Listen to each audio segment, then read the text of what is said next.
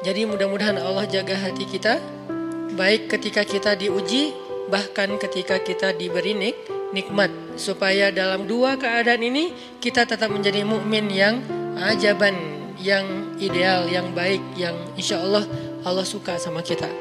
Kalau diuji sabara fakana khairallah, kalau diberi nikmat syakara fakana khairallah. Kalau dia diuji dia bersabar dan itu kebaikan untuk dia. Ternyata diuji ujung-ujungnya baik. Lewat apa ujian menjadi kebaikan?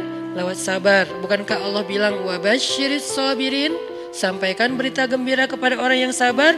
Ada banyak kebaikan yang Allah sediakan untuk orang yang sabar kalau dia sabar. Dan kalau diberi nikmat syakara. Kalau diberi nikmat dia bersyukur. Fakana khairallah. Kenapa nikmat kok menjadi kebaikan? Maksudnya dengan dia bersyukur Allah tambahkan kebaikan itu. La in syakartum la azidannakum. Jadi orang beriman itu kayaknya hidupnya tuh harusnya sih nggak ada bete-nya. Hidupnya tuh nggak ada istilah, aduh hari ini gue kayak rugi banget nih.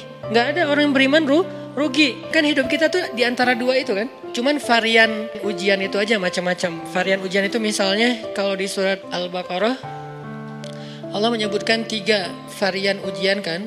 Ba'sa, dharra, zulzilu. Ujian fisik, ujian harta. Harta ini termasuk karir, kerjaan, usaha, bisnis. Dan ujian zulzilu, ujian perasaan. Termasuk diputusin. Atau orang yang dekat sama kita jadian sama yang lain. Atau mungkin di unfollow oleh ya gitu deh. Saya kalau udah ngebahas bab ini agak gimana gitu. Jadi 3 varian ini masuk kategori apa?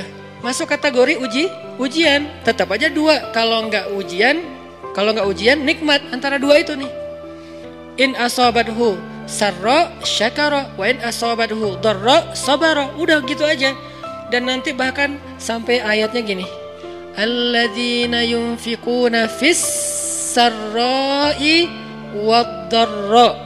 Orang yang tetap beramal soleh lewat hartanya dalam keadaan dia berkelebihan atau dalam keadaan dia kekurangan. Itu mukmin, keren banget gitu. Dia tuh nggak pernah kehilangan kesempatan berbuat baik. Baik beramal soleh ketika dia dalam keadaan dikasih nikmat, maupun beramal soleh ketika dia dikasih ujian, tetap aja beramal soleh. Contoh yang ayat tadi, yunfikuna fis sarra, berinfak dalam keadaan sarra, dalam keadaan bahagia, senang, lagi dapat untung gitu kan. Ataupun yunfikuna fid dharra, tetap berinfak walaupun dia dalam keadaan dharra, dalam keadaan susah. Dalam keadaan dor itu kan bahaya. Nih kalau saya infak nih bahaya nih buat saya nih. Kalau saya kasih nih saya kayak nggak ada tabungan buat mahar nih. Kalau saya kasih ke dia, terus saya gimana? Gitu kan? Ini dor banget nih, bahaya banget nih. Tapi dia tetap berinfak. Siapa yang mencontohkan hal seperti itu? Selain pastinya Rasulullah udah nggak diragukan lagi. Yang jadi kayak simbol berinfak walaupun dia butuh. Orang-orang Ansor, yu'thiruna ala anfusihim walau kana bihim khasasah.